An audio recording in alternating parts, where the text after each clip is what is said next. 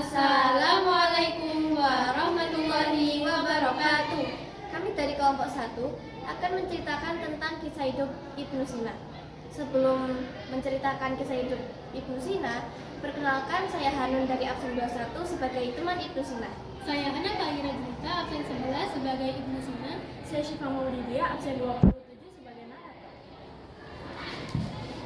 Hari ini kita akan mendengar kisah inspiratif dari seorang tokoh hebat yang dikenal sebagai Bapak Kedokteran Modern.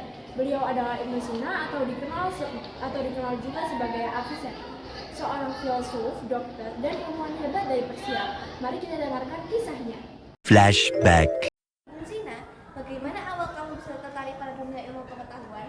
Sejak kecil, aku memang sudah menyukai belajar. Pada usia 10 tahun, aku sudah hafal Al-Quran.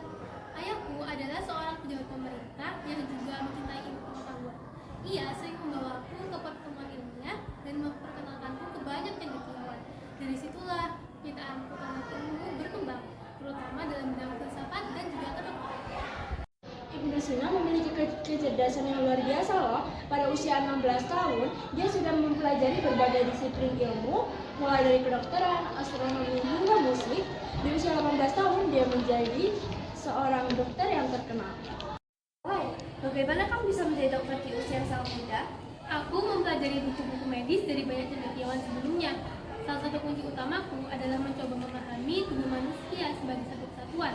Aku tidak hanya mempelajari obat-obatan, tapi juga bagaimana pikiran dan jiwa mempengaruhi kesehatan. Ketika aku berusia 18 tahun, aku sudah mulai merawat pasien dan bahkan berhasil menyembuhkan sultan Bukhara dari penyakit yang tidak bisa disembuhkan oleh dokter lain.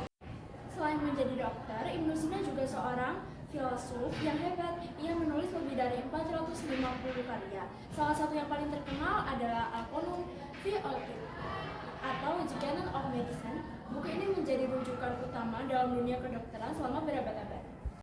Apa yang membuat Al-Qanun fi al-Tibb begitu istimewa? Dalam buku itu, aku mencoba menggabungkan semua pengetahuan medis yang ada pada saat itu, dari tradisi Yunani, Romawi, hingga Persia. Aku juga menambahkan pengamatan tersendiri tentang anatomi, penyakit, dan pengobatan. Aku percaya bahwa pengobatan harus didasarkan pada logika dan pengalaman empiris. Buku ini mengajarkan bagaimana mendiagnosis penyakit dan menentukan obat yang tepat untuk setiap penyakit. Karena tak hanya dikenal di timur, tapi juga di barat loh. Karya-karyanya diterjemahkan ke berbagai bahasa dan menjadi rujukan universitas-universitas Eropa selama lebih dari 600 tahun.